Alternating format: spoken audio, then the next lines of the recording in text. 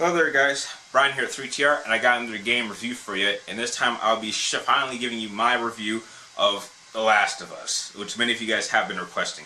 Now by now I'm going to assume that most of you have already played this game, and the gist of the story is you're going to be playing as the character Joel, and it is his objective to basically transport this little girl, or teenage girl named Ellie, from Boston to Salt Lake City. And apparently what's so special about Ellie is that Ellie has somehow become immune to this infection of whatever the hell you want to call it. Some people call it a virus, some people want to call it a fungus. Let's just call it an infection, just to keep it simple.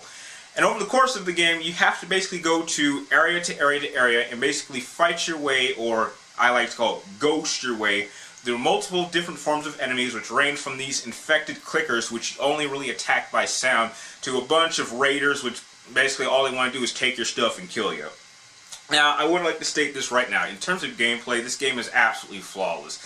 The game looks absolutely amazing. It really does show just how dedicated of a studio Naughty Dog is. I mean, just the amount of detail and the sound effects, the dialogue between characters is absolutely phenomenal. It feels like somewhat of a drama, and certainly something that could easily work on film. So that's really big major respects towards Naughty Dog. In terms of combat, it's not exactly an Uncharted clone, simply because it's a much more of a resourceful game. It's a game that requires you to scavenge through your surrounding areas for parts and for bullets and objects that you can use in combat, and you're only really given a small amount. And so it's really your job to find some way to use as little resources as you can to get through each scenario. Another thing this game also requires you to do is, over the course of the game, you will pick up spare parts which allow you to upgrade some of your weapons. Now, these upgrades can be put either towards your melee weapon, in which you can make it like stronger, able to take down enemies easier, or you can apply it to your weapons, which basically it allows for small little upgrades, like maybe give it more, I don't know, have a slightly higher ammo capacity, to reduce reload speed, to fire rate, to recoil, spread distance. It's pretty standard upgrade stuff in terms of weapons. Now, there are a few negatives that I would like to state, but this is not really anything that I would hold against the game. But here's just as an experience, this is the problem I had with the game. My personal experience is, I think the hype kind of made me expect the game was going to be different than what I eventually ended up getting. To the bottom line, The Last of Us, I'm sorry to say this, is not a very exciting game. It more plays out like a 13-hour drama, in which, for me, I knew what was going to happen. And I'd like to address a friend out there who I talked about. No, it is not because I did that one thing with the game before I actually played it. If I had played it normally, I think I would have been more upset, but it was still a great game. I just kind of wanted to know the gist of the story before I played this game. But getting back to topic, it never has a real moment of adventure or excitement. It's kind of plays out like you would expect. You start with two characters which absolutely do not like each other, and over the course of the game, as they get to know more about each other, they kind of understand each other's backstory. Ellie gets to learn more about why Joel is kind of a bit of a hard ass and doesn't really like to take care of anybody but himself, and you understand why Ellie is kind of at sometimes a bit of a brat, but it's understandable. And as the game goes on, you get to understand these characters, and they definitely do form a form of father and daughter relationship. But the game really never picks up after that. It's kind of always a steady tone, and even with the gameplay, here was my slight kind of bias towards the gameplay element of the combat system. Every scenario literally will start off like this. You're going to be playing as Joel. You start off at some part of the map, and these maps are really quite big.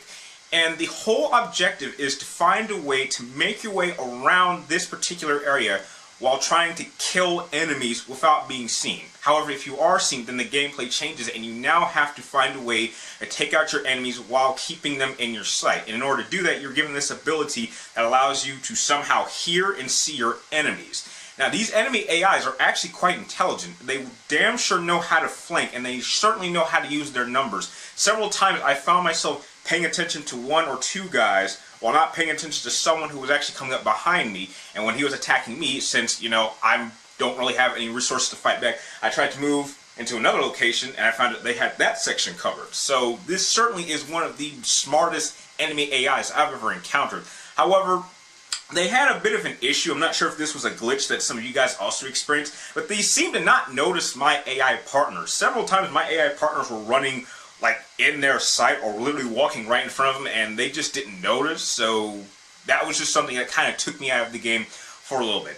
Another issue that I had with the game is that I don't, in terms of the melee weapons, I don't really see the point of having an upgrade system, because although it's meant to be a resourceful game, it makes your melee weapon kind of useless. I mean, I understand maybe a block of wood that maybe I attach some pair of scissors to, but if I'm hitting someone over the head with a metal pipe, I really doubt it's going to break after 3 or 4 hits. That element I did think was a bit annoying. It would have been nice to have a solid melee weapon that I could hold toward for the entire length of the game.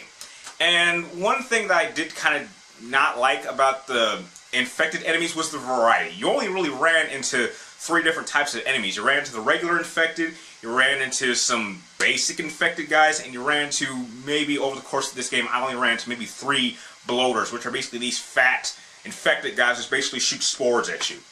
So it's really just the lack of, you know, versions of enemies. If they had made it a little bit bigger, like maybe show some infected animals, that would have definitely bumped this game up a notch for me.